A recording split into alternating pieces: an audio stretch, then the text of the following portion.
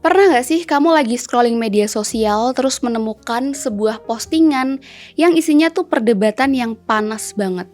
Dan lucunya seringkali orang yang paling ngegas dan merasa paling benar itu justru adalah mereka yang sebenarnya nggak punya latar belakang di bidang tersebut. Dan kalau kalian merasa fenomena ini semakin parah, tenang karena kalian nggak sendirian. Jadi dengan banyaknya kejadian seperti itu, hari ini aku mau mengajak teman-teman semua untuk belajar dari satu buku yang judulnya The Death of Expertise atau Matinya Kepakaran, karya Tom Nichols. Buku ini tuh sebenarnya men-challenge kita untuk berpikir dan menyadarkan diri kita akan keterbatasan diri kita masing-masing. Inti dari buku ini tuh sebenarnya juga simple, dimana kalau kita mengakui orang lain lebih tahu itu bukan berarti kita kalah. Justru itu adalah bukti kalau cara berpikir kita itu sudah dewasa. Tapi pertanyaannya, kalau memang nih kita semua pengen dianggap dewasa dan pintar, kenapa sih fenomena sok tahu ini tuh semakin parah? Karena itu, marilah kita mulai ke pembahasannya.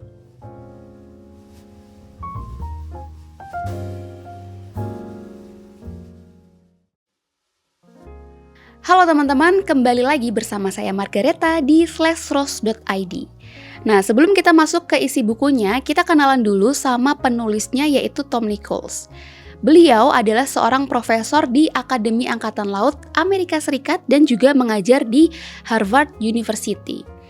Nah, sebagai pakar kebijakan luar negeri, Nichols ini sering banget mengalami kejadian yang menyebalkan, yaitu beliau didebat habis-habisan oleh orang yang nggak punya dasar ilmu sama sekali.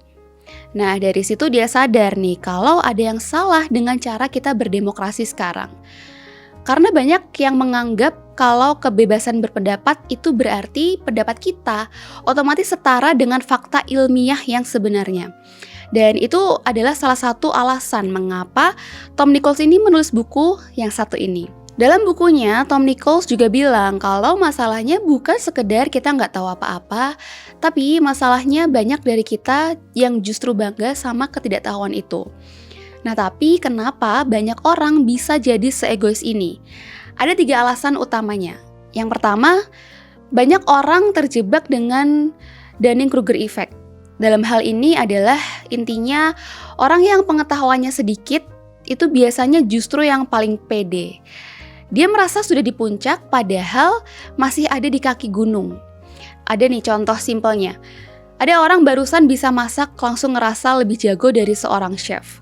Contoh lainnya ada lagi orang yang sudah membaca satu artikel tentang kesehatan atau penyakit misalnya, langsung merasa kalau dia lebih jago dari para dokter dan merasa tahu banyak tentang dunia kedokteran.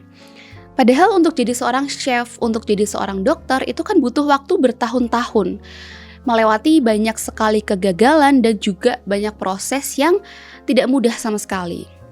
Tapi sayangnya karena terjebak dalam Dunning-Kruger effect itu tadi, orang-orang seperti itu justru tidak sadar akan kesalahan yang ada pada diri sendiri dan malah sibuk mengoreksi orang yang tidak sejalan dengan pendapatnya.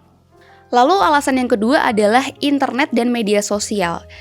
Dulu nih kalau kita mau cari info, kita harus ke perpustakaan dulu atau tanya ke guru kita. Sekarang gampang, tinggal tanya ke Google atau ke AI. Nah, tapi masalahnya kita sering banget menggunakan platform tersebut hanya untuk mencari pembenaran atas apa yang sudah kita percaya atau sering juga disebut dengan confirmation bias. Belum lagi algoritma medsos. Kita cuma dikasih postingan yang setipe sama pemikiran kita. Jadi pas ada seorang ahli yang datang membawakan fakta yang berbeda dengan keyakinan kita, bukannya kita mendengarkan, tapi malah langsung denial meskipun pendapat kita salah. Lalu alasan yang ketiga adalah komersialisasi pendidikan. Nah, pada alasan ketiga ini, dalam bukunya Tom Nichols mengkritik dunia perguruan tinggi, di mana sekarang banyak sekali universitas yang memperlakukan mahasiswa layaknya seorang pelanggan. Dan kita tahu prinsipnya bahwa pelanggan adalah raja.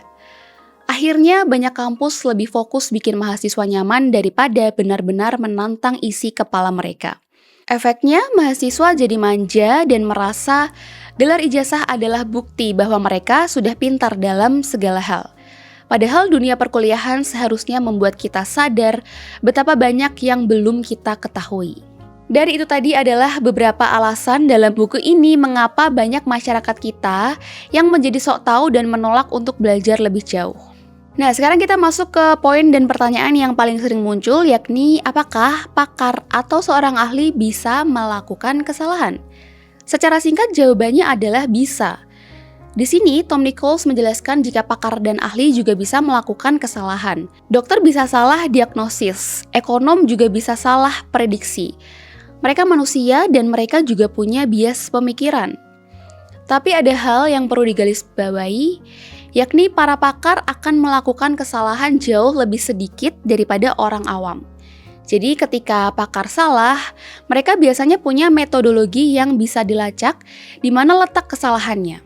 Selain itu, kalau seorang dokter atau ilmuwan melakukan kesalahan, pakar lain dalam bidang yang sama akan mengoreksinya melalui riset tandingan atau peer review. Dan ini adalah salah satu cara ilmu pengetahuan bisa terus berkembang. Atau singkatnya, ketika pakar melakukan kesalahan, mereka sudah punya sistem untuk memperbaiki kesalahan tersebut.